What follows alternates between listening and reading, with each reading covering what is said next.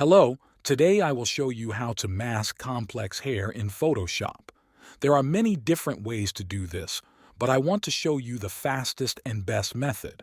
First of all, if the layer is locked, unlock the layer by clicking the lock button. Then select the object by clicking the Select Subject button.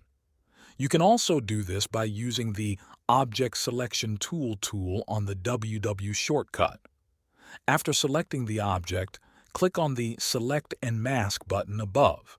If you cannot see this button, it will appear when you press the M key. Then select the Refine Edge Brush tool in the window that opens. You can use the R shortcut for this.